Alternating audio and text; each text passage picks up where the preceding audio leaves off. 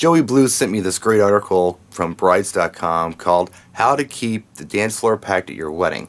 There's a link to it in the description of this video. Click on it and read the article. It's great stuff. Now, anytime Joey sends me something, I pay attention because I got a lot of respect for this guy. He's been around for a long time. He knows his stuff.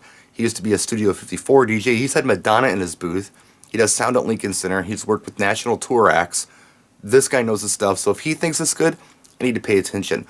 There are a few things that I would have added to the article, and I thought I would share them with you today. One of the things is that they talk about floor planning, and they talk about how maybe a giant dance floor isn't a great idea. People think they want enough room on the dance floor for everyone to come out and dance, but if not everyone does, it could look like there's not a lot of people dancing, even if there are. If you've got a dance floor that's 50 by 50 and you have 25 people on it, it's going to look pretty dead. If you have a dance floor that's, I don't know, 15 by 15 and you have 20 people on it, it might look a little better. So that's really good advice, but I think I'd take that a step further and talk about real estate in a room. There are prime real estate spots in a room, and the mistake I see that a lot of people do is they give that prime real estate to things like the cake. Now, the cake isn't going to be there long.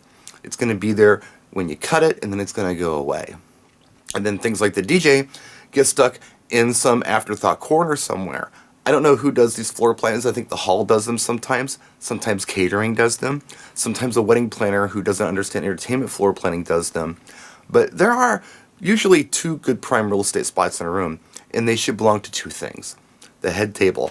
During dinner, all focus should be on the head table. Whoever got married should be sitting there, and the wedding party may be sitting there as well. People need to be able to give them attention and be able to see them and what's happening at this table. There are speeches and things that go on. The other prime real estate spot in the room should always go to your entertainment, be it a band or a DJ or whatever you have. And whatever that prime real estate spot is, your dance floor should also be there, not somewhere else in the room. Your entertainment should be right next to your dance floor. That may sound real obvious to some people, but you'd be surprised. I've had several tables between me and the dance floor before. It just didn't work. I'm going to give you guys a real world example of what I'm talking about with prime real estate in a room, something you should all be able to relate to.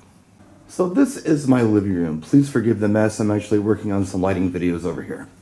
We have seating right here. It's kind of prime real estate. Nice wall with a sofa on it. We have seating here, and it's kind of facing the sofa. You can use this room for conversation, no problem.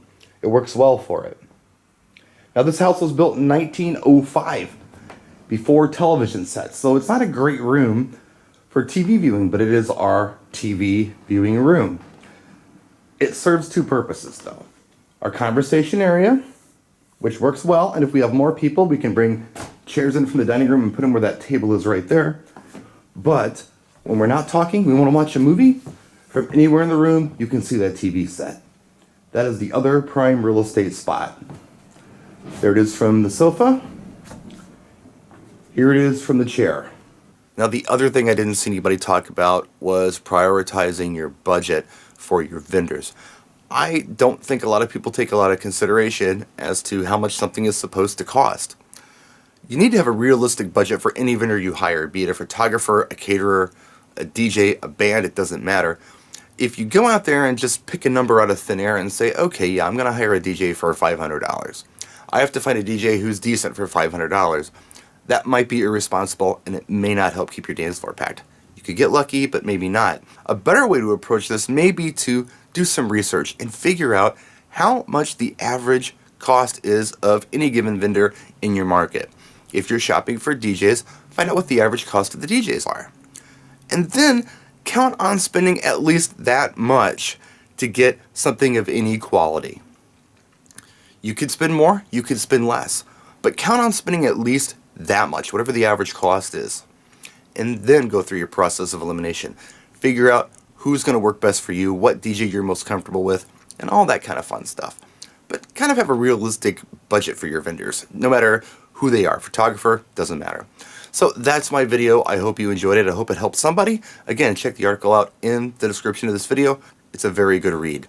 Practice and enjoy.